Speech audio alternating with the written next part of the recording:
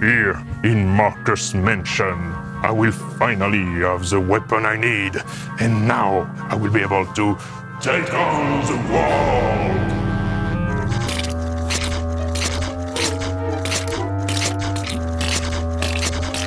Oh bon sang, je reconnaîtrais ce bruit de passe spongieux entre mille, c'est le tentacule pourpre, l'horrible tentacule pourpre de mon jeu préféré de tous les temps quasiment avec Mario Kart, Day of the Tentacle, un jeu fabuleux.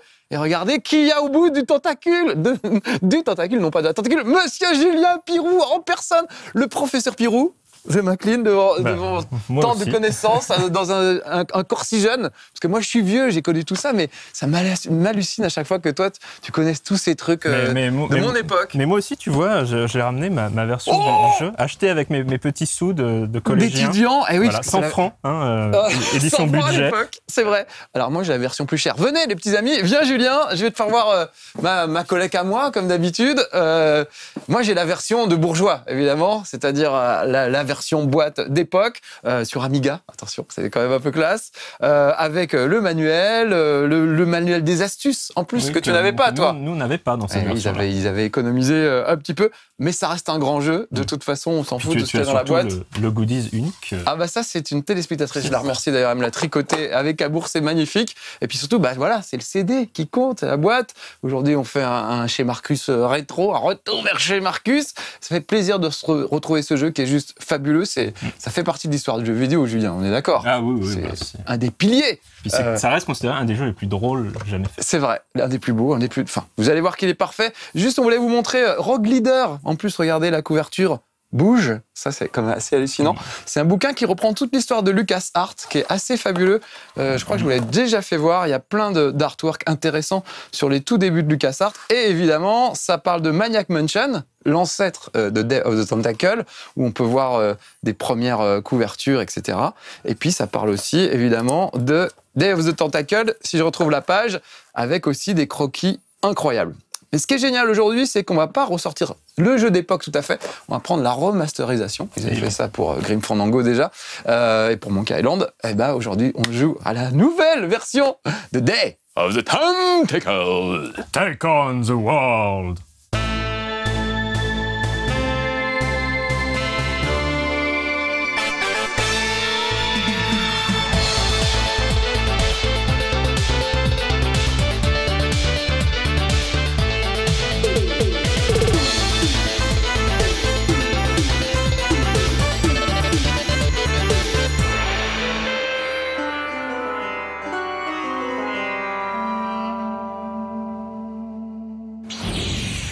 Ça y est, on est sur le canapé, un peu comme en 1992, 93, Julien, je sais plus, 93, avec des potes, parce que souvent, vu que c'était des casse-têtes assez compliqués, il valait mieux avoir du renfort, du jus de cerveau pour s'y mettre à plusieurs. Vous allez voir qu'il y a des énigmes qui sont sacrément tordues.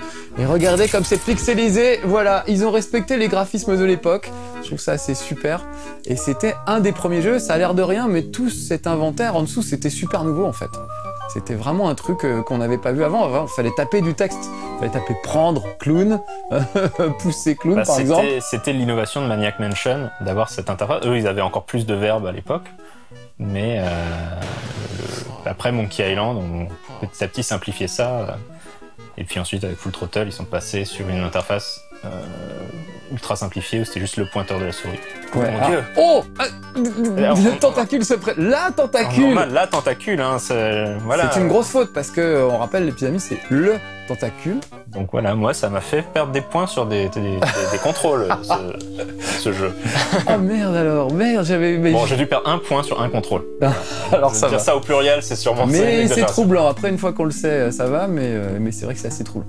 J'adore ce style de décor, je trouve ça vraiment top.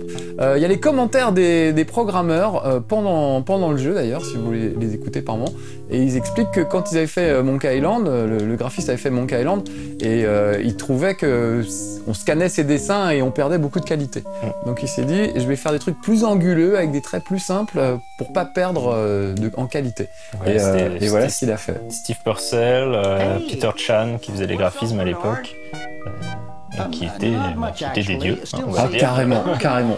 Alors on n'a pas, on prend, j'ai fait à peu près 20% du jeu. Alors je l'ai fini en vrai, mais là on va prendre une sauvegarde qui fait à peu près 20% du jeu. Au passage, vous avez remarqué qu'il y avait un petit casque de Stormtrooper là en haut à gauche, et des petits clins d'œil évidemment à l'univers de Lucas de temps en temps. Donc c'est vraiment un truc où il faut se creuser la tête pour avancer, pour découvrir des trucs. Enfin, je trouve il y a des trucs super vicelards. Ce type complètement déprimé. Alors voilà, petit commentaire pour voir comment ça marche. The stick goes right through his brain, which would be fatal. Voilà. Pour l'époque, un type se tirer une balle dans la tête avec un pistolet en plastique, c'était choquant, parce que les jeux vidéo, on n'était pas habitué à avoir des trucs choquants, des trucs pour adultes. Tu me disais que tu as entendu ton premier gros mot dans un jeu Oui, c'était dans LucasArts. Full Throttle, voilà, où à un moment donné, Ben traite un autre personnage de, attention, bouchez-vous les oreilles les enfants, de connard. Oh mon Dieu! Voilà, moi j'avais, je sais pas, 10 ans, et j'étais là, oh mon Dieu! Il n'aurait pas fallu que tu fasses un voyage dans le temps pour arriver direct sur le South Park, le bâton de la vérité, parce que là, ça aurait été un peu surpris. Alors, on va vous montrer une petite énigme qui était super rigolote pour l'époque. Regardez cette statue avec une épée qui tient dans la main droite. En fait, au début, quand on arrive, il la tient dans la main gauche et ça bloque la porte, en fait. On peut pas rentrer. Donc, ce qu'il faut, c'est prendre le deuxième personnage, puisqu'on n'a pas encore dit, mais il y a 3 personnages. Et en fait, c'est la mamie sur la chaise qui se raccroche au bras. Ah oui, et du coup, tu peux pas la pousser dans l'escalier. C'est vrai, on peut pas pousser ça, même... Ne faites pas ça, votre grand-mère. Oui, c'est très vilain. Les gros mots, les sauf grands si c'est pour sauver le monde. Sauver le monde, c'est autorisé, c'est le jeu qui l'a dit. Donc là, l'idée, c'est que le monde va être envahi par les tentacules si on ne fait rien. Qu'est-ce qui va se passer dans le futur? Cette pauvre Laverne se retrouve dans le futur. Regardez, elle est prisonnière, traitée comme un animal domestique par les tentacules. Donc il faut absolument empêcher ça. Et donc les 3 personnages sont éparpillés dans le temps. Il y en a un dans le présent, une dans le futur, et Oggy qui est dans le passé. Donc en jouant avec les personnages, on va... voilà. Là, on arrive au moment où la statue a été sculptée. Oh, j'adore sa raie des fesses en plus. quand il se glisse dans la cheminée, c'est l'animation. On va l'envoyer dans la cheminée. Et donc c'est des frères jumeaux, il y en a un qui sculpte l'autre, et l'un est droitier, l'autre est gaucher. Donc il faut trouver un maillet pour gaucher, le filer au droitier, ce qui fait qu'ils inversent les positions. Et du coup, à l'époque de Bernard, la statue est inversée. Et la grand-mère infirmière ne peut plus se raccrocher à l'épée. Vous voyez, c'est complètement tordu. Et cette façon de gérer les énigmes est juste folle. Juste, Julien m'a fait une petite remarque tout à l'heure, je voulais juste vous faire voir ça, les jeunes. Il y a une énigme avec un magnétoscope. Et on se disait que pour les jeunes générations, c'était juste l'enfer, en fait. Parce que vous savez pas ce que c'est qu'un magnétoscope, en fait. Donc, on va prendre une vidéocassette, c'est ce qu'on mettait dans les magnétoscopes. Voilà, je la mets dedans. Et maintenant, je vais pouvoir utiliser le magnétoscope. Donc, vous avez vu, à chaque fois, je vais en bas sur le verbe que je veux utiliser. Tu es sur le moniteur, par contre, tu n'es pas sur le magnétoscope. Et vous voyez, c'est au pixel près. Après, voilà, utiliser le magnétoscope. Là, c'est mieux. Donc voilà, en fait le savant fou va faire le code de la porte et on peut regarder la vidéo et il y a ici de quoi la mettre. Alors déjà il faut la remettre au début et ici on peut la mettre en vitesse lente ou vitesse rapide. Mais pour ça il faut que j'aille lui donner du café décaféiné pour qu'il soit... pour qu'il s'endorme. Oui, il faut qu'il s'endorme, c'est ça. Donc il faut lui échanger son café normal contre du café décaféiné. Juste pour vous faire voir un petit truc dans cette pièce, on le disait tout à l'heure, c'est la suite de Maniac Mansion. Et ils ont eu une idée de génie, ils ont mis Maniac Mansion dans Day of the Tentacle. Vous voyez l'ordinateur juste derrière, là. On peut y jeter un œil. Je déclenche des commentaires de programmeurs. Voilà. Et voilà, il y a carrément le jeu Maniac Mansion en entier. Et Julien, tu me disais que ça avait été un peu retravaillé en plus. C'est ce qu'ils expliquent dans le manuel en fait de Day of the Tentacle.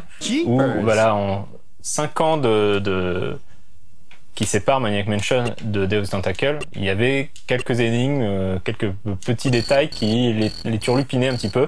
Donc voilà, quitte à le remettre, ils en ont profité pour corriger ces petites choses. Et le scénario, c'était une bande d'ados qui vont se retrouver dans un manoir super chelou, voilà, comme celui-là, tout en pixels, mais qui ressemble étrangement au Skywalker Ranch, d'ailleurs. En plus, ceux qui ont déjà vu des photos du Skywalker Ranch. La musique d'époque aussi, écoutez bien. Ça, c'était le maximum de ce qu'on pouvait faire à l'époque. On n'appelait pas ça du chiptune encore. Voilà, Ron Gilbert, l'autre complice, Moi, j'ai rencontré Ron Gilbert à l'E3 une année, on a discuté un peu, c'était assez sympa. Et toi, t'as eu la chance de voir Tim Schafer en... Oui, en fait, la veille de ce tournage, Tim Schafer donnait une masterclass à la Villette. Et donc, j'ai pu assister à cette masterclass qui était riche en anecdotes. Ah ouais, il a rencontré des trucs vraiment Il a sympas. raconté des trucs vraiment, vraiment cool. Et Juste avant que tu nous dises une anecdote, regardez, on a 3 ados et puis on peut déjà choisir entre ces 3 ados. Et puis bah voilà, c'est un jeu d'aventure ultra classique, mais alors vraiment encore plus basique, déjà graphiquement, que Day of the Tentacle, avec des énigmes à la con. J'imagine que je vais pousser le paillasson, parce que la clé est forcément sous le paillasson. Ils aiment bien les trucs tout simples. Alors il faut que je me mette bien sur le... Push front door, ça va pas le faire, il faut que je sois bien sur le paillasson. Voilà, en fait, c'est une fois que tu as cliqué que tu peux savoir quel mot est sélectionné. Ah oui, c'est vrai, c'était pas encore du... Ah, j'ai pas réussi à pusher le paillasson. Peut-être tirer le paillasson, peut-être. Non, alors, poule. Je pense que c'est poule, ouais. Effectivement. Donc vous voyez, il faut trouver le vocabulaire qui convient. Et on voit qu'à l'époque, il y avait beaucoup plus de mots. Voilà. Et la clé. Et il y a une petite clé. Donc il faut que je fasse pick-up key. Vous voyez, tout est un peu laborieux, mais pour l'époque, c'était génial. On venait de jeux d'aventure qui était juste du texte en plus. Il y avait même pas de. Et là, en fait, il faut que tu fasses unlock door whisky. Oh la vache. Et on sentait quand même encore cette logique un peu du mode texte, de devoir faire des phrases. Oui, c'est vrai. Et là, la petite astuce, faut que tu reprennes la clé. Et ensuite, tu cliques sur ta phrase. Et là, ça se. Sur la phrase. Ah, ok. Waouh. Normalement, ça marche. Moi, je pensais que c'était plutôt sur la porte, non? Ou 2 fois sur la clé, peut-être. Enfin, en tout cas, il y a un truc comme ça où il faudra. Ah, ça y est! Faire 2 fois. On est rentré. C'est juste 2 secondes pour vous faire voir un peu. Alors, attention, la cuisine. Il y a justement l'infirmière qui rôde. Justement, comme vous la verrez pas dans The Tentacle, on va vous la montrer là tout de suite. Mais repérez, c'est le même manoir, donc il y a l'horloge, tout ressemble. Et là, elle va me capturer. Et je vais aller en prison. Et la première énigme, ça va être de sortir de cette geôle. Elle est pas jolie, hein. Et puis cette phrase traumatisante, elle te dit j'aurais dû t'attacher à mon lit. Et ils avaient déjà un humour un peu trash, je trouve, pour l'époque. Et puis dans les toilettes du manoir, tu peux trouver un message écrit sur le mur, genre en lettres ensanglantées, qui dit si tu veux passer un bon moment, appelle Edna. Bon, moi je suis pas le premier à être enfermé là. Bon, je vais ressortir de là, parce que l'idée c'est de faire pas Maniac Mansion aujourd'hui, mais Day of the Tentacle, avec des trucs. Alors j'ai par exemple, j'ai de l'encre magique que je vais mettre sur l'album de timbre de ce joyeux collectionneur, histoire de l'énerver un petit peu. Le fils un peu psycho de la famille Edison. Il va plus bien. Il est très énervé. Il a des timbres de l'époque du Pony Express qui serviront à Oggy pour envoyer une lettre dans le passé. En plus, là, il y a les voix, mais au tout début, il n'y avait pas les voix. C'est quelque chose qui a été rajouté après avec l'arrivée du CD-ROM, mais les premières versions n'avaient pas les voix. Ah, voilà le timbre et voilà le bouquin que j'ai récupéré, ça pourra toujours servir. Donc je vous disais, ça c'est la version d'époque qui est tout en pixels, mais regardez, magie du remake, il suffit d'appuyer juste là, et hop, tout devient un peu lissé et beaucoup plus joli. Alors ça se voit bien sur un grand écran comme ça. Moi j'ai joué sur PSP. Ah oui, l'interface est aussi améliorée. J'ai joué sur PS Vita en fait. On peut avoir le jeu sur PS Vita et sur PS4 et on peut passer les sauvegardes de l'un à l'autre tout simplement. Donc c'est assez marrant de voir cette espèce de graphisme un peu amélioré, mais on trouvait que c'était un peu lisse avec Julien. C'est vrai. Ouais, moi en fait. Ça m'évoque un peu sur les émulateurs, genre émulateur Super NES, quand on met les filtres graphiques. C'est quand même plus joli qu'un filtre d'émulateur, mais ça fait comment dire, on n'a pas l'impression que c'est fait à la main, quoi. Ça sent le truc automatique. J'ai changé, je suis allé dans le futur pour m'occuper un peu de Laverne qui peut pas sortir. Vous avez vu qu'elle s'est fait électrocuter. D'ailleurs, les animations sont assez top. Hein. C'est fou ce qu'ils arrivent à faire à l'époque. D'ailleurs, l'une des anecdotes que racontait en fait Tim Schafer dans sa masterclass hier, c'est que tout le style du jeu, le style graphique notamment, est un hommage en fait aux cartoons, notamment les cartoons de la Warner, donc de Chuck Jones.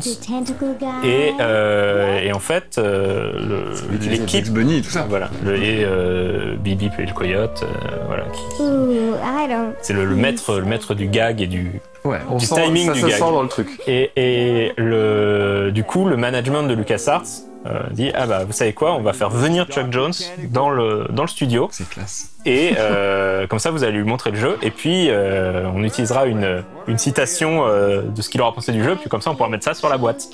Très bonne idée, hein, pourquoi pas. Ouais.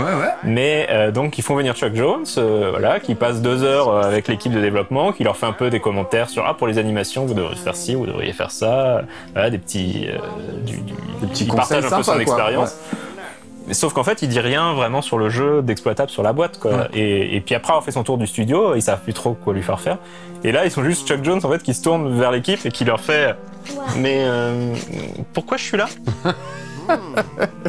Et donc ils ont vraiment pensé à ce moment-là, ils se sont dit on va mettre sur la boîte mais pourquoi je suis là signé Chuck Jones comme genre citation. Je pense qu'ils auraient dû le faire parce que ça aurait été très drôle, mais au final Ils en étaient capables, c'est clair. Beaucoup de second degré, quoi, vraiment. Donc j'ai dit que j'étais malade, que je voulais aller à l'infirmerie. On m'amène à l'infirmerie, on me sculpte, mais visiblement le tentacule ne sait pas tellement comment fonctionne le corps humain. Assis, pas bouger, voilà, il me traite vraiment comme un animal domestique. Donc vous voyez là, il y a par exemple un schéma du corps humain. On voit que c'est quand même assez sommaire. Je vais y aller. On va regarder la planche anatomique. Est-ce que je peux la prendre? Oh, I've got plenty of those. Plein à la maison, on dirait que c'est dessiné par un enfant de 5 ans. Par contre, planche anatomique des tentacules, là, c'est beaucoup plus I précis. still don't understand how they can eat through a sucker. Comment ils font pour bouffer avec une ventouse, c'est vrai. Et pareil, Tim Schafer expliquait que donc ils étaient 2 à faire le design du jeu, donc Tim Schafer et Dave Grossman, qui maintenant est le directeur créatif de Telltale. Et qu'en fait beaucoup des blagues et des dialogues de Deus Tentacle, c'est parce qu'en fait ça vient de leur discussion et de voilà, Ouais, ils se renvoyaient la balle renvoyaient l'autre quand ils travaillaient, quoi. et donc ça typiquement alors comment ils font pour manger voilà, c'est typiquement le genre de discussion qu'ils va avoir dans le bureau Oui, à la cantine, le et midi. qui sont devenus Comment ça des mange dialogues un tentacule, quoi. le concours de beauté pour humains Ah, qui est ça assez c'est compliqué, grandiose. il faut choper une momie, il y a beaucoup de choses à faire.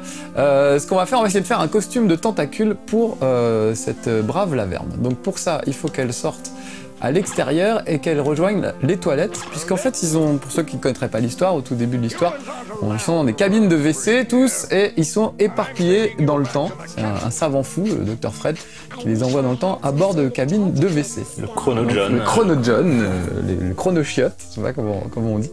Donc il faut que je demande au gardien, il faut que je lui parle. Donc il y a eu le choix de dialogue, évidemment, c'était important parce que les dialogues sont très très drôles. Notamment les dialogues entre Oggy et George Washington, c'est vrai que c'est assez gratiné. Voilà, cette fois je lui ai demandé d'aller aux toilettes. Je vais pas dire que je ne me sens pas bien, ce qui fait qu'il va me laisser aller faire mes besoins dehors. Ils sont comme ça. Come on, let's take a walk. Voilà, on va promener Il va promener lui. la fille.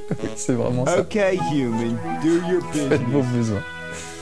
Et tous ces décors, ouais, c'est vraiment très stylisé pour éviter que ce soit gâché au scan. Et quand on voit les dessins d'origine, les originaux, c'est très très proche de ce résultat-là. C'est fabuleux.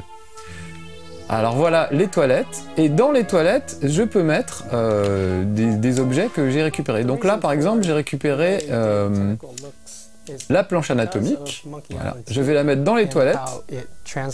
Comme ça, les autres personnages pourront la récupérer.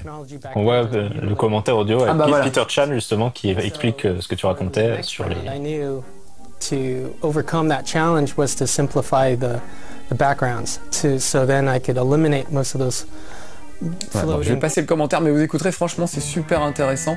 Donc voilà, donc Oggy va... Normalement, il faudrait que je fasse ressortir Oggy jusqu'aux toilettes pour qu'il récupère le truc. Mais ils ont fait un truc sympa, ils ont un petit peu accéléré le truc. On peut passer d'un personnage à l'autre, en fait. Voilà, je vais aller dans l'inventaire, dans son inventaire.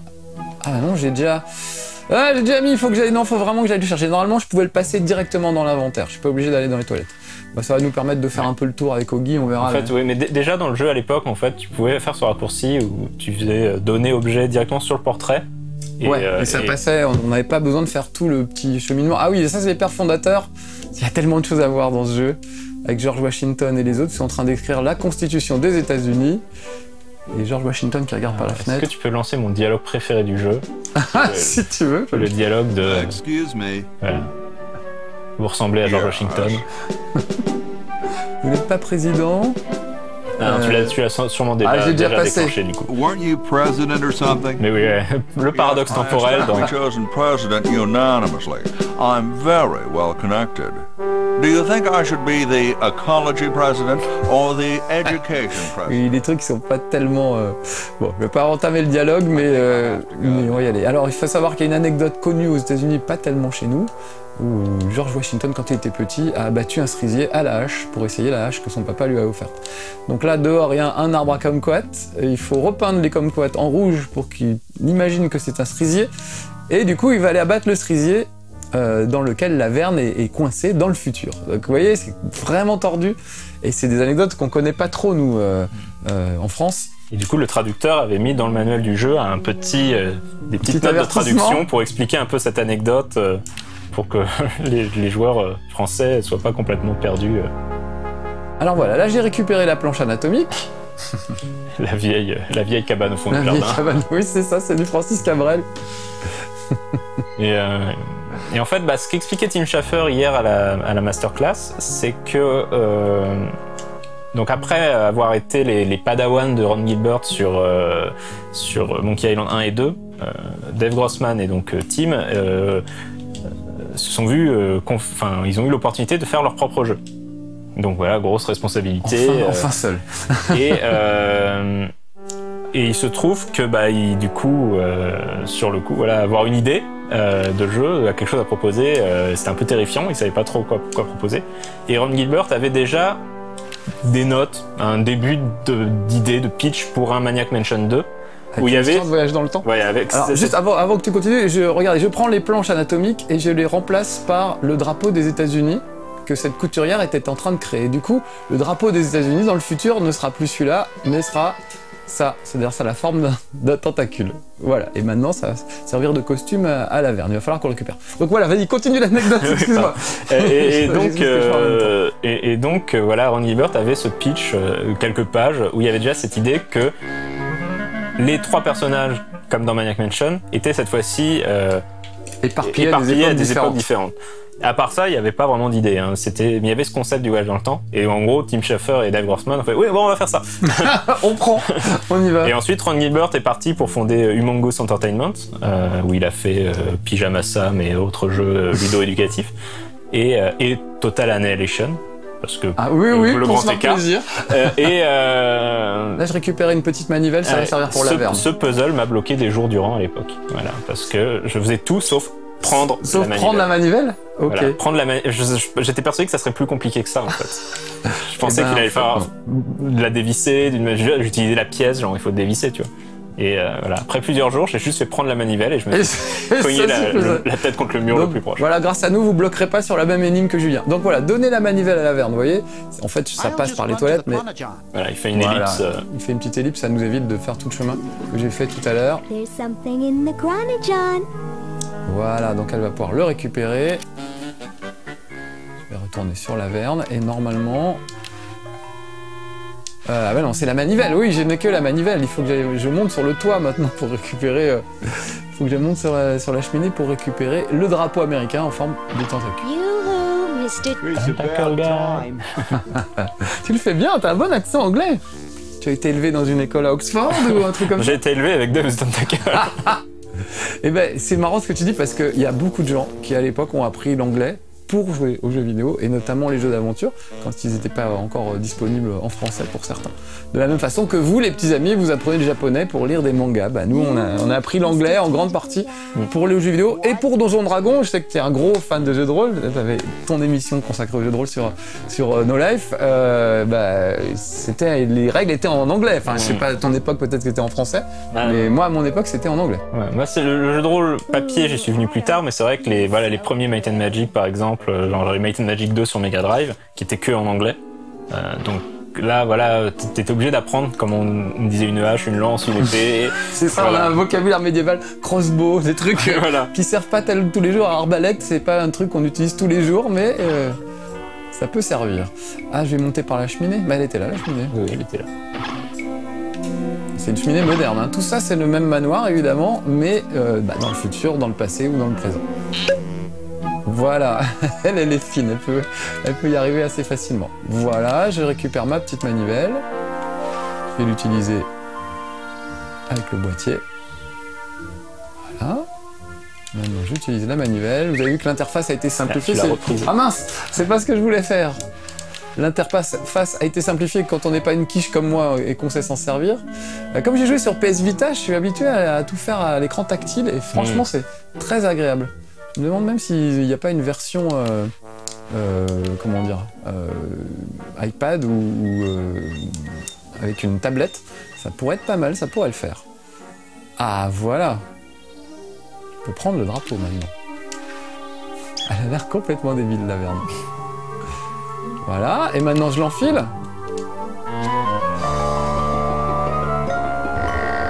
Ça a l'air de rien, hein, mais une animation comme ça, pour l'époque, c'était vraiment un truc de fou, quoi. Ouais.